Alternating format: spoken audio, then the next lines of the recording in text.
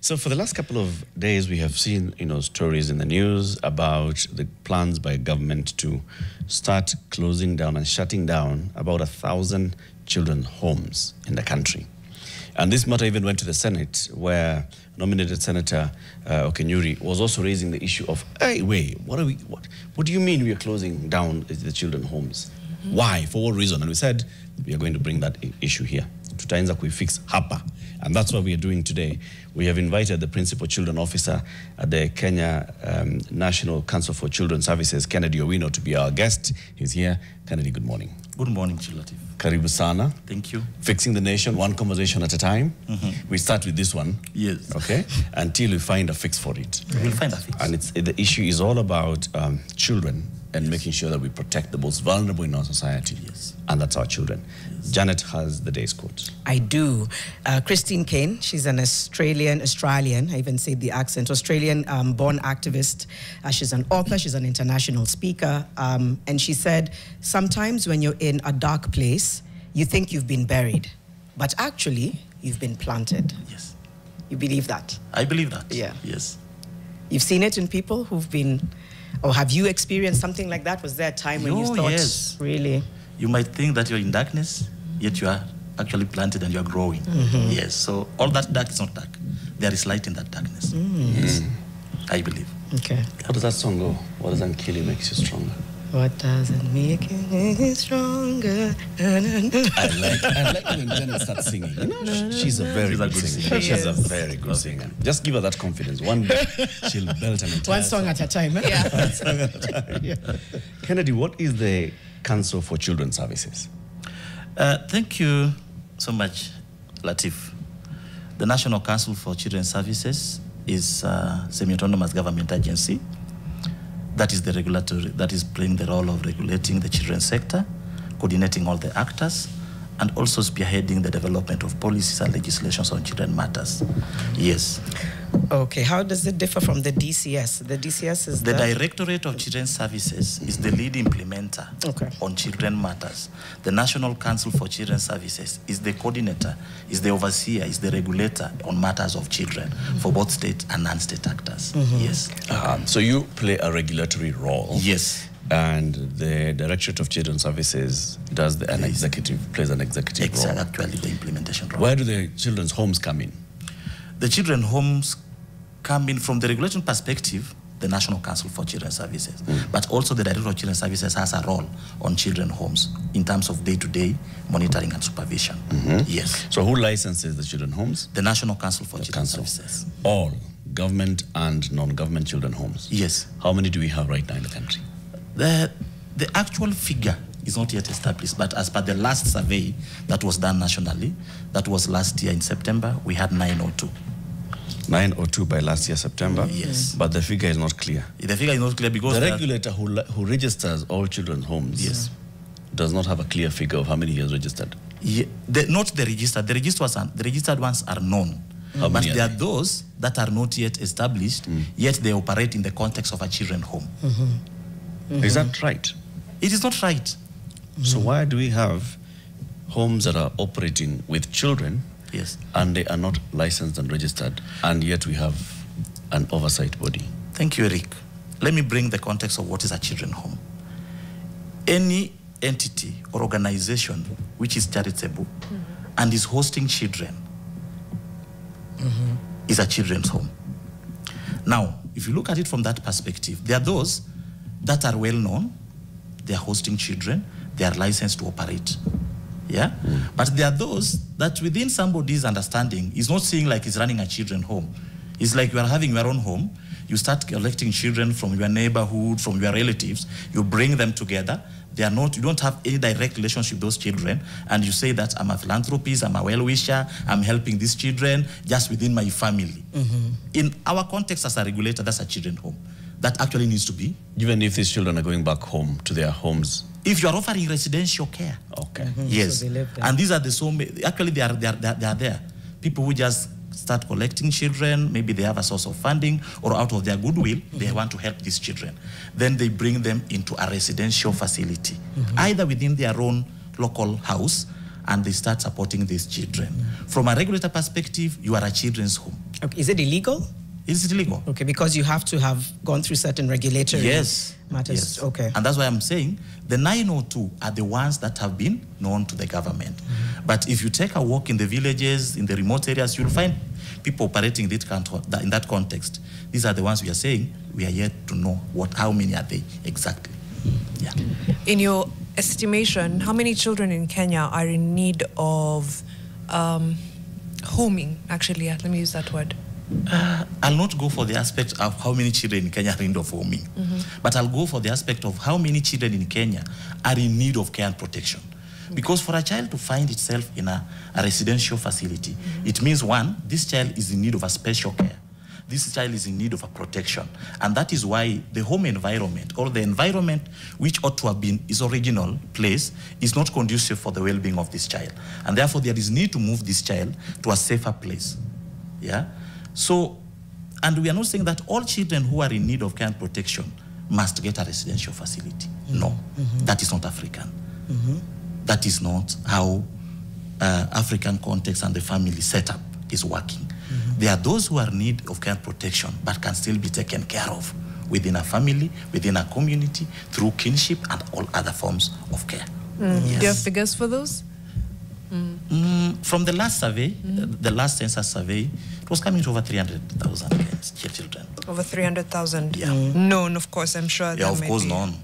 Yeah. So you're saying, as you said, in our context, in our society, we bring in those children, we make sure that they're settled in different homes in the community. Yes. Is that a challenge given, look, there's rising levels of poverty, there's rising levels of people unable to even look after themselves. How do you reconcile that with the fact that we still need to introduce children into these homes? Thank you, Janet. I think in the African context, and I like the fact that you're bringing poverty as a main pusher to these children getting institutions. But I would start by asking ourselves, is there any point that we have said we are out of poverty as a nation? From the times of immemorial. You know, we have been living with the challenges. But in one way or another, if you grew up in a rural setup, you might have lived with an uncle, with an auntie, you know, not even permanently, but at least to give you that support at that time. This is what is African. We even have children who were born and their mothers died at that tender age. Within the African context, how are they taken care of? Were they taken to institutions? No. Some of our grandparents were raised through that system. You are just looking for a mother who is vetted within the community setup and say, so-and-so can take care of this child. So that is exactly what we are saying, that poverty should not be a reason to say, I think Kenyans are becoming more individualistic, sorry to say. Poverty should not be a reason to say that I cannot lend a hand to the daughter of my deceased sister. I cannot lend a hand to the son of my cousin. I can create a room for this one child. So that even in the context of what you consider poverty, if my children will be going with Uji, let this child also with Uji. But is having a connection to that family, knowing there are people within my kin who takes care of me. And that's when people could also compromise the safety of this child, right? Yes. And that's happened severally, is that you're taken into a home, but you're actually facing high levels of abuse. Perfectly, yes. So then how do we care and protect these children, care for and protect them? Because it almost seems like, ideally, yes, that is the African thing to do. But we've seen time and time again, they are then in harm's way. Yes. And that's where I guess homes would come in, isn't it then to just regulate and make sure that the homes are just meeting all the regulatory issues and that they're able to then take in these children, given that family isn't necessarily the safe place for a child all the time? Thank you, Janet. Homes, I don't want to condemn homes and saying they're doing a bad work. No. Some of these institutions have produced personalities in this nation, and we thank them for the good work they are doing. But just the same way you're saying that family setup can also be a challenge, we've also have challenges with the institutions, what we call the children homes. But let me go back to the aspect of the family. And that is why in the care reform strategy and in the Children Act, we are coming up, it's not just a question of saying this child will go with A, who is a kin. There are a number of what we call case management for integration. Before we place you with this child, there are necessary assessments that are done. There are family assessment from the family that you want to place this child with. There is what we call also child assessment, where you also assess the needs of this child. And you look at the entire setup of the kins, and you ask yourself, have done assessment for 3 or 4? Yeah? Who is best suited to meet the needs of this particular child? Yeah? So, and this assessment includes even your background check in terms of, have you ever been engaged in issues of drugs? Do you have any serious criminal pending matter? You know, what is the community saying about you? Because you can be so good, but the community will say, he's the wealthiest, but no, for this child. We know he has got some sort of deals. So before we place you with a child as an alternate caregiver, either through kinship, through foster care, through guardianship, through adoption, there is a number of series of assessments that are done. And then a comprehensive evaluation of that report is done. And then we do what we call matching. Who is best suited to match the needs of this child? That is from the family perspective. And this is just for the aspect of now preventing those kind of abuse. And again, even after placing you with the child, there is what we call post-placement supervision. We'll not just place you with the child and then we leave. You'll hear like a children officer on the ground will be coming to do post-placement assessments at a time that you have organized, and even impromptu ones, just to find out how is this child progressing. Right. But in that community, there are also gatekeepers. Yeah, the friends of the children, the administrators, the teachers, the CPVs, community child protection volunteers, the community health promoters, which will also be feeding information on the progress of this child, just to ensure that the child is safe. Again, when it comes to institutions, and you're saying that, why can't we just, from a regulatory perspective, strengthen the capacity of these institutions so that these institutions actually can take good care of the child? Yes, we are doing that. But we are asking ourselves, it's a children's home. For how long? Yeah? Initially, I think before 2013, before 2010 when we had them, you used to get court committals committing a child to an institution till majority age. So the child has been committed to an institution at the age of maybe, say, 2 months. The child grows there up to the age of 18. Now the question is, the child goes where? After 18. After 18. He's an adult. Where does he go? And that's why you'll find people who are adults, but they still want to be supported by that particular children institution. And the research has shown that these children lack that family tie, that communal tie, that sense of identity, that sense of belonging. He still accepts like, hey, like if you come from a place I come from, saying, I have no connection to that place. Right. I say, I was brought up in an institution in Nairobi. You are telling me you are my auntie. Where were you when I needed you? You are saying you are my grandfather. Where were you? And then we realize something, that when these children go back, their properties are not there. The deceased parents' properties have already been sold. So that's why we want to say the children that, yes, you can be taken care of within an institution, but you have a family that you'll eventually go back to, a place to call home. Yes. The consent factor for not the children, maybe we'll actually get into the children as well, but for these families that are meant to be taking them in, because the gap exists for a reason, children's homes exist for a reason. Yes, yes, yes. Is there a willingness to take these children in? Because you've said we'll do assessments and they could pass every test and tick every box as far as being capable of taking care of a child, but do they want to? And that then brings the problem of, how will these children be treated in homes where they may not necessarily be wanted? Thank you for that concern. And that is why we are saying that providing an alternative family for a child is voluntary. It is you to come up and say, yes, I can provide a family for one child. No government will come and tell you, you must have this child. And that is why remember I said that you can be the wealthiest person, but you might not be willing. Yeah? So it is voluntary. It is informed by your own willingness. Sorry to interrupt, Kennedy, but that's already what is happening when children are orphaned or for some reason don't have, a primary caregiver. People will volunteer, family will often volunteer. So then the children who have no one to volunteer for them are the ones who end up in children's homes. So I'm struggling to see the difference between what would be happening in this case and what's happening now. Because as it happens, people do volunteer to take care of children all the time. And then the ones who don't have anyone coming up and standing up and saying, I'll take care of you, they end up in homes, unfortunately. Okay. I agree with you, but allow me also to disagree with you. It's not that children who lack people to offer alternative families to them are the ones ending up in institutions. And this is something that you can walk to any institution in this country, even in Nairobi here, and just do an assessment. How many are you having?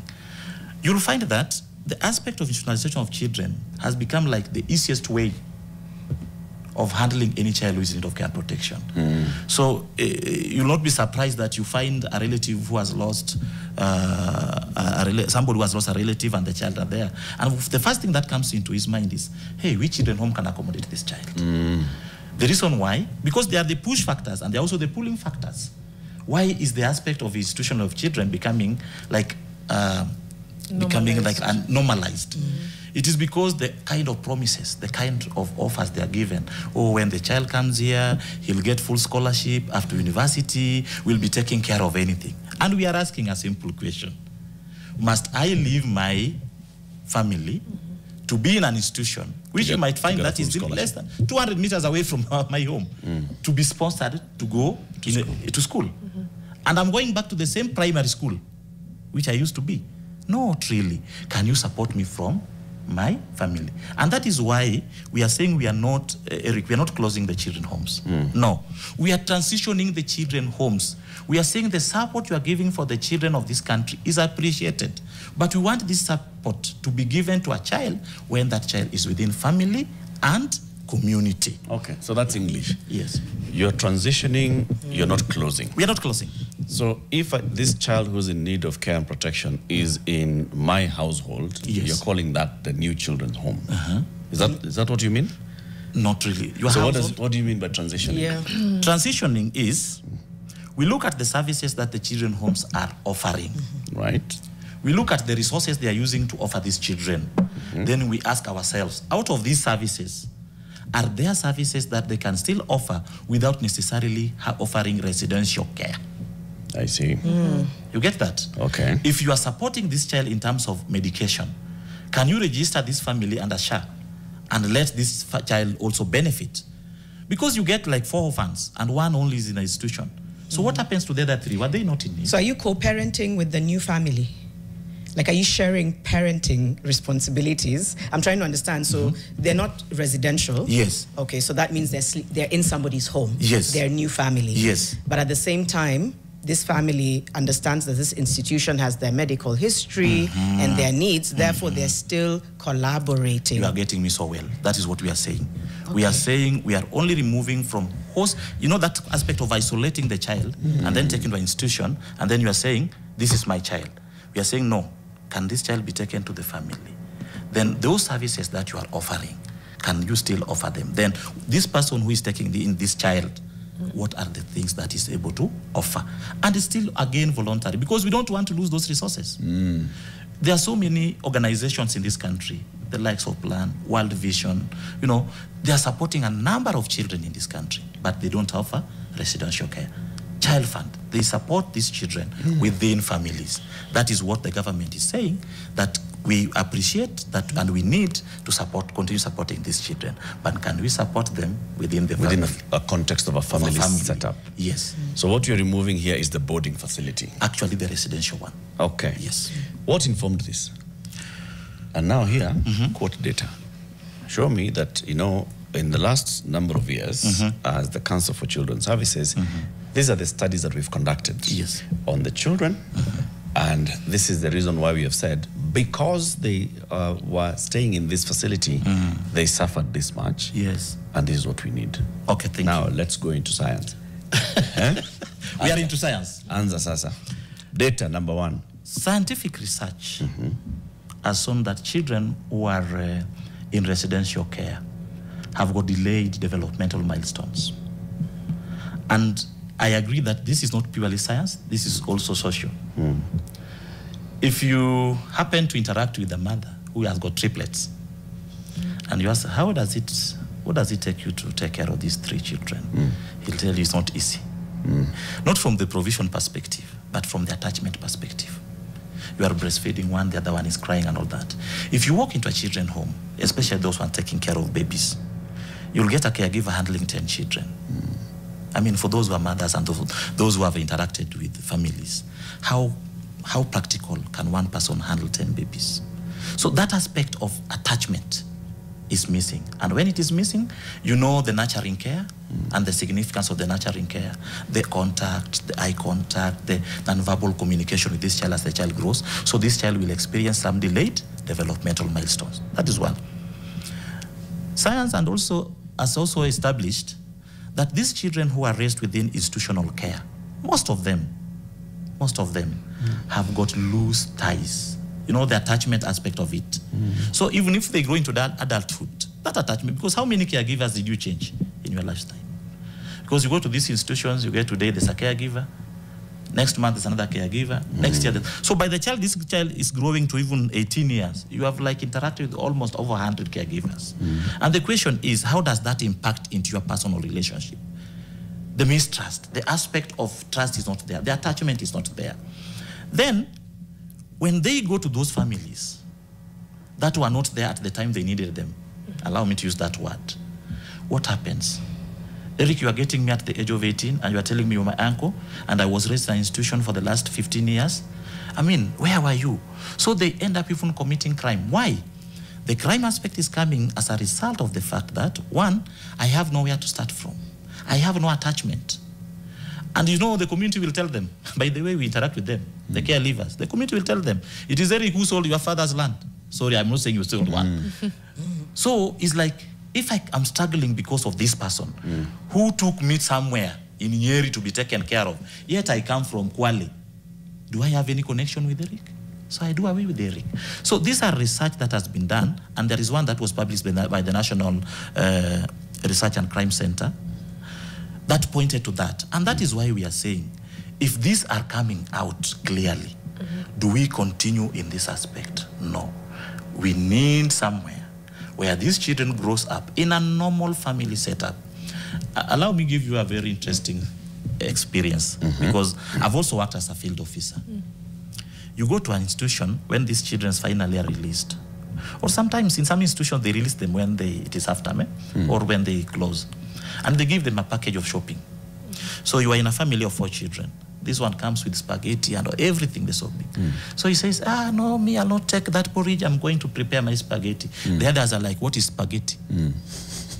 So, you know, Eric, if you be up in a rural setup, it is like you know, there was a time that when somebody came from Nairobi, you know, that was like, hey, we want to go and see how the people from Nairobi look like. So this child is actually on a nerve and a different cadre of life as opposed to the siblings. So look at that kind of balance. That is why we are saying, can you grow up in your natural setup? And poverty should not be a reason. So studies showed the challenges. Yes, the challenges. And now you plus other stakeholders came up with a strategy on the way forward. Yes. I'd like to hear how you are coming up with this strategy. What was informing the strategy? But let's take a break. Right? Thank you. We come back and we interrogate this further. Because the strategy here is you're saying you're transitioning children homes into what? Family and community-based care. Right. Family and community-based care. Yes. Okay. But the homes will still be there, brick and mortar. Yes. Ama tutauza hizo shamba. No, atutauza. We can plow that shamba, get resources and support the children in the family. All right. Yes. Kennedy Owino is the Principal Children Officer at the National Council for Children's Services. We are discussing the matters of children today. Keep it here. In the next hour, we'll be talking about missing children and what the National Council for Children's Services does, but also the Directorate of Children's Services. And then at 9 a.m., we'll speak to somebody who grew up in a children's home. And all these experiences that Kennedy is telling us, he'll tell us whether he actually went through that. Back in a moment. Friend, many comments coming in on social media, many comments, concerns, questions. Sample some. Yeah, let me sample some, because we are talking about transitioning children from children's homes into family care and trying to understand that conversation. Lenny says, deal with the street children first, then go to children's homes. Government sometimes misplaces priorities. I just feel tired as a Kenyan. Okay, Lenny is upset. Sawa. My prince is saying, close the children's homes and take full responsibility. After all, it's the duty of the government to take care of its citizens. That's the perspective. Lenny again comes back and says, but you mean these crimes are committed by people mostly from children's homes? It sounds like an excuse. Grace Kiru, what happens to children whose parents and relatives have neglected them or even abused them? Some are even in danger to them and expose them. I think we touched on that a little bit. So that's where people are coming to, just trying to understand that. You know, I think these conversations, by the way, are very emotive because it touches on children. So you can see even from the comments, people are either trying to say, no, stop making excuses. We just need the children to be taken care of. Yeah. Let me also throw in, just let me, Okay. Are we just being so emotional about it because we don't want to take any responsibility? Define not wanting to take responsibility for the children. Here Akina Kennedy saying, let's encourage more people to take these children from the children's homes into our homes. Apana wacha waka kwa children's home. Apana, no, let's take care of children. How many people today actually visit children's homes? Right. How many people support children in children's homes? Did I inject to? It's in a tokenistic way. Can I be honest? You're absolutely right, because we do it in a tokenistic way. And I'll say even I'm probably guilty of this. It's once in a while. Oh, someone has organized. When you feel good, it's your birthday. I want to do my birthday. Someone has organized. We go, we cook, we do this. And then you leave. Next year. Until next year, right? Then you remember, oh, there was that home we helped last year. Let me go back. So you're right. It's very tokenistic. And it's for you to assuage your guilt and feel like you've done something for the community at large. And then that child who wants to be attached to you sees you only once a year. So it goes back to that. But then I wonder whether then there's any strategy to strengthen families into understanding what family care is. Because there almost needs to be workshopping. It sounds great. And I know there's a lot of people who genuinely would love to take in children. That is for sure, and it's global. But are you even equipped? You might think you are. But then after a year, you're like, you need kazi mob. Okay, thank you. And with that, you use that now to explain your question. Mulifikiriaje strategy. Yes. The agenda of care reforms, or now transitioning of children from institutional care to family-based care, is an agenda which is not coming in this year. It is over 2 decades. The debate started immediately. We had the Children Act 2001. And in 2009, there was a resolution by UN agencies. And also Kenya brought the idea of promoting alternative family care. Promoting alternative family care was just to see what kind of incentives, what kind of support, what kind of structures can be put in place so that children who are homeless, let me call them homeless, can find what they call home. But again, as we are progressing, we realize something is amiss. And I agree with you, Janet, what you are saying. That's not just a question of taking these children to these alternative families. We realize, no, there is a reason as to why this child left this family to an institution. So when we were doing the care reform, we brought in all stakeholders. We brought in even the custodians of cultures, the Njuri Ncheke, the Luo Council of Elders, talk about the Kaya from Coast, the Somali Council of Elders. We brought all these people together and we started asking, why are our children leaving our families and going to institutions, which was not our culture? Then we realized that there is something that is amiss within the society. One is the challenges, socioeconomic challenges. And people are thinking like, no, we cannot. I would really love to help, but I'm not able to help. So the care reform strategy identifies 3 key pillars. And I'll talk a lot on the first pillar. Family strengthening and prevention of separation. Family strengthening and prevention of separation. Our families today, most of them are dysfunctional families. There are a lot of divorce cases, a lot of separation cases. When these things happen, and I agree with you, Janet, that this is a very emotive agenda. It's like, I'm tired of you, I'm going my way. We really step back and think, what happens to our children? We had some children. What happens to these children? So you'll get, the mother is in Saudi, the father is somewhere, the children were left there. Even in Nairobi, we have people who just wake up in the morning and everybody walks to the destination and the children come back from school and they have nowhere to go. So the government is putting a lot of emphasis on strengthening families. Strengthening families started from as early as 2008 when we introduced cash transfer for orphans and vulnerable children, just to caution the family. Because if you look at the reasons as to why the family is becoming dysfunctional, it's economic stress. That now translates to social stress, and then people separate. And the child is the victim here. So the first pillar is deliberately to strengthen the capacity of the family from socioeconomic perspective, and also to promote their resilience so that they can stand. And that is why we have even developed what we call positive parenting. Because today, we realize that as much as we'll be taking these children to the families, the current of parenting, who is parenting our children? We are parenting by the fact that we are providing. But who knows your child better than you? A question to teacher. Is the teacher, is the nanny, is the house lady who's taking care of that child. So, and when you are there, you are maybe finding out about the Omena 100 Bob. You see, you are not there with the child. And the child is like wanting really to come close to you, but you are working on some assessment, some assignments. You don't even have that emotional attachment. So we are saying we need to train our families, what we call positive parenting. But we also need to build the capacity of these families to see how they can actually counter the economic distress that they are going through. So that is why, if you look at the provisions of the Children Act, Section 12, Section 7, is coming up with a child welfare fund to build the capacity of the family within the family context. So that reason that would have made this child to go into an institution, or your children to go into an institution, there are mothers in this country, I can tell you for sure, that if they can get just 2,000 to start that roadside mboga, nyanya selling, they can tell you, I can raise 200 shillings and I'm going to have my children. They'll not go to the institution again. But because they can't raise it, that is why their children are in the institution. So the first pillar is on strengthening of the family so that we prevent unnecessary separation. Then the second pillar is what we are saying now. If the child cannot get into that immediate family, can we go now to the promotion of alternative family? So we start looking at the kids, because there might be other reasons, health or even psychological reasons, that you cannot even take care of your child. And that is why even parents, some parents have been declared unfit to exercise parental control on their children.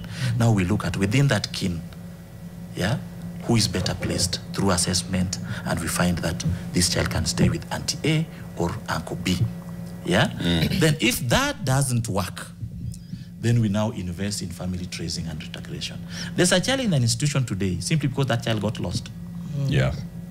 And the child just know I come from somewhere in Kilifi. That's all.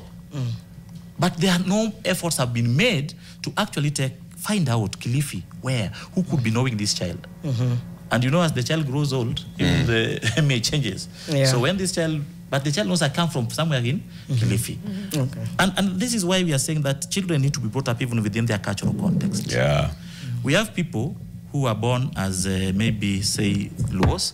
They were raised in an institution in Kikuyu, for example, in Kiambu. They're growing up having the Luo name, but they cannot speak the Luo language. So if they're taken back, they are treated as aliens in their own culture. So that is why the care reform agenda is a multi-sectoral. It is a collaborative effort. It is something we are saying we all have a role. And that's why I want to thank you in a very special way as a media group, that you have seen it right to invite us so that we shed light on this. That's a very big role. Because today, if I was in a pulpit, I'll get converts who will say, oh, this is the best approach to go. But we are saying that because research has also shown, we have done the study, you asked about the study. We did what we call situation analysis of childcare institutions. We did it in Kilifi, we did it in Kisumu, we did it in Kiambu, we have done it in Embu, we have done it in Murang'a. What is it pointing out? That of between 80 to 90% of children, I was in Kiambu, I was in Murang'a in February, 80 to 90, the figure pointed at 87% of children within those institutions have got either surviving parent or known relatives. So the question we are asking, we'll only be talking about 13 to embrace alternative family. Are you phasing this out over gradually? Gradually. Is it, what timeline do you have? Care reform is a 10-year agenda. Starting which year? 2022 to 2032. So we're already in the third year? We are in the third year. It is an agenda, and that is why we are saying it is in phases. It started in a few counties. We had lessons learned. Those lessons have informed even development of some guidelines to help this process work. So we are in the, we have moved, it's actually we are coming to the end of the piloting and demonstration. So we are upscaling. Okay. Then from the scaling, we'll also do midterm reviews, and then it is an agenda. That's why we're saying care reform is a journey. It is not something that we are doing tomorrow. No. The legislators in their own wisdom, so that this is, because we are handling children, it's a very sensitive matter. We need to invest in the first pillar. Can we have a time frame? Yes. Right. Who approved this strategy? Yes, you're the government, you're regulator, you're all. Yes. Did you have stakeholders coming in and saying, yes, yes? Oh, yes, Eric. I wish I would have carried a copy for you. Because members of parliament don't seem to know this thing, but senators are saying they are closing children up. No, they are not aware. We engaged them. And even if you look at the article that you people had, if you read it critically, you realize that somebody is talking from an informed point of view, but is just worried about the structures. Yes. So they were involved in the process, because any strategy, any policy document, you know, it has to go to cabinet. The law, the Children Act, had to go to parliament. It had to go to Senate. It was passed through those levels of government. So they were taken through this provision. And now, if you, like the article you had, they were just asking now, is it working? That's the question they were asking. Is it working? And I've just told you that we are at the level of, we're just coming to the end of demonstration, is when we want to roll out. And there are a lot of things we have learned in the first phase. Like what you were saying, that some people might see it as a source of earning. Income. So we don't want to do it the way other countries are doing it, that when you have a child on foster care, you get support. Because we learned from the 2008 when we were doing cash transfer for orphans and vulnerable children in this country. And when people heard that there's some government stipend to support orphans and vulnerable children, all the kids came up. Even the people who forgot about that child, they say, yeah, I'm here, I'm the auntie, I can take care of the child. And there were a lot of, that is the highest time that the country registered a high number of cases on custody. Everybody wanted the custody of these children because there was something from the government. So we are not going that approach. We are saying, as much as you might get support, but we'll have to do the necessary assessment and take precautions. Yes. Right. Keeping the children in mind, top of mind, wondering, their safety is of, you know, the utmost priority. You've spoken to sometimes the problems and the issues that happen in children's homes. But now, as we try to move them into family care, I still have those worries that they may not be in the best place for them, because whether it's monetary incentive, like you just alluded to, or sometimes it's just like, okay, it seems that the government wants me to take care of this child. How do we make sure that even in those situations, the children are protected? And if there is nowhere or no one who is a fitting caregiver for them, do we still then revert back to the children's homes? Allow me to say and how that. do we make them work as well? Okay, I know it's quite... Allow me to say that protection component is a key pillar. Actually, there are 7 domains of assessment. Health, psychosocial, protection, legal representation, because there are those that want to reclaim their properties. It goes to social aspects of 7 aspects of domains on assessment. But security and safety. And that is why the vision of care reform is to ensure that children live safely, happily, and sustainably within community. If you get those 3 terms, safety is at the center stage. But allow me also to say that children have even been abused within institutions. So we are not saying that institutions are like the heavens of taking care of children. No. Just like families, there are challenges everywhere. But we are working on modalities to strengthen and ensure that these children are safe. Just like within your own family, if you have a children, that child is protected by the Children's Act. If you abuse your own child, what happens? You're taken to court. You're taken to court. But good homes are still good alternatives. Good homes. Because I'm wondering, will there be a criteria for the ones that remain? Because from what I understand, the idea is, the hope is that you reintegrate these children. They all have families. Eventually, that will phase out children's homes. But is there still thought to saying, let's have a number open, but following this criteria? Not really. If you read the provisions of the 7th schedule of the Children Act, it says, it's also appreciating the fact that by 2032, we might have not reintegrated all the children. And children problems will not have come to an end. But these children will now be under the custody and the responsibility of the government. What does that look like? That simply means, actually, let me start from the point that the responsibility of taking care of the children is on the parents and the government. So if the parent and the family does not work, the government is now coming up to take that responsibility. So the government can be accountable for the children. That is what we are saying. We are not saying that children will not be in conflict with the law. We are not saying that children will not be abandoned. But what are the structures? So instead of having this child, because a child gets into an institution, sorry to say this because I'm also on the compliance aspect of these institutions. You get a child who is 10 years old and you ask, this was completely abandoned child, the child had been declared free for adoption, alternative family care. What happened? But they tell you the aspect of donor funding. So a donor is funding a specific child. So if you release that child, what happens? You lose the money from the donor. But what happens? Corona taught us a good lesson. Because most of these institutions are funded from Italy and all those countries. And when people died, and you know the countries that were hard hit by Corona, most of the children homes were actually carrying children, literally to children officers, saying, we have lost our donors. Yeah. The donor has actually passed away. So I cannot sustain this child. Right. So we are saying, yes, can we have a pool? Because if the funding could be pool-based, where I'm funding maybe Nation Children's Home, then it means that funding is not attached to any particular child. So you can easily support any child who comes under your care. But if I'm funding Janet, and Janet is reintegrated, then what happens? I lose Janet. So I'll be fighting all the means to retain Janet. But at some point I come to realize Janet is now an adult. Where do I take Janet? Right. And the donor has stopped sending money for Janet. The question that she also asked on some of these homes that have worked, what do we do with them? You know, Ben is sending me a message here saying, examples of children institutions that have worked, SOS Children's Villages, testimony homes and others, and he says he worked in some of these institutions. And there's those children who will never be taken in by their kin as well. You will look for your family because of various factors, including how the child was born out of incest, rape, just the stigma alone. So this child will not be taken in by family. How do we address all this? Start with those children's homes that are institutions and they've worked as institutions, they've taken care of them. Thank you, and I agree with what Ben is saying. SOS, if there's a model of care for the children institutions, SOS would take the lead. Right. Sorry to say that. But the fact is that we have engaged even SOS, and I'm happy that as I'm talking today, SOS is one of the institutions that are leading in transitioning of care. Because the care reform strategy has options for even children that are not be taken into alternative families. So there is something we call independent supported living. What does that one mean?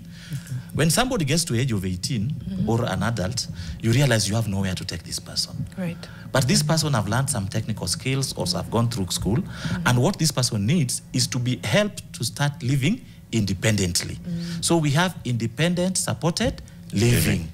Then we also have the aspect of child-headed supported living. Child-headed supported living means what? It means we are vulnerable children as a family. We have no caregiver. No family wants to take us in, but there is a head of that. The eldest becomes the head of that family, but it's attached to an adult caregiver who just monitors watoto wa fulani wanaendeleaje, what do they need, and they continue within a family setup. So we are not sort of options, even for those ones that shall have not found alternative families. Right. We have to wrap up, but I just wanted to ask about street children, because it's come up quite a bit, especially in the comments. So yes, what does happen to street children? Where is the onus to protect and take care and rehome street children as well? Thank you so much. The government has recognized the aspect of street children, but they went ahead and said street families. Though from a child protection perspective, they are not street children.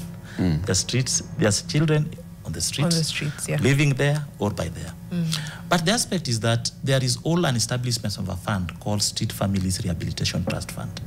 There are children in the streets of Nairobi today that when you tell them, take me to your home, he'll take you to a base in Dandora, and you get the father and the mother. So where's the home of that child? In Dandora. Yes, in that base, which is also in the street.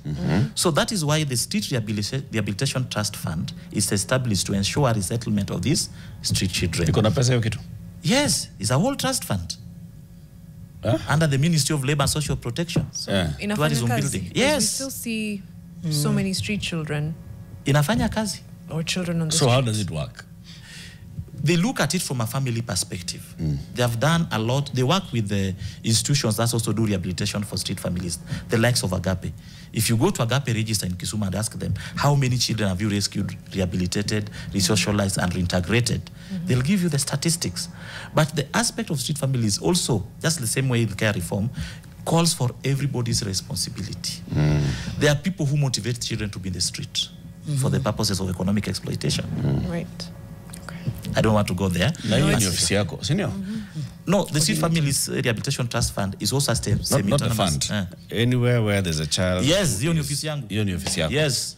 So the issue of these children who are being exploited on the streets, yes, it's you we should ask. Yes. Even the issue of children who are subject to trafficking, yes, and exploitation in the children's homes, it's you. Actually, when you mention a child, you mention me. Okay. And you mentioned NCCS. You have very many questions. You will come. I'm very much available. I'm very much available. Kennedy Owino is the Principal Children Officer at the National Council for Children's Services. This is the body responsible, and you said it's semi-autonomous, quasi-government. Coordinates, the coordinating body. The regulator. It is a government agency. It is the regulator and of the one that oversights all matters of children in the country. In the next hour, we want to bring in another one, now the implementer, the Directorate of Children's Services, to ask, when we say cases of missing children, we'll answer those questions. Keep it here for that.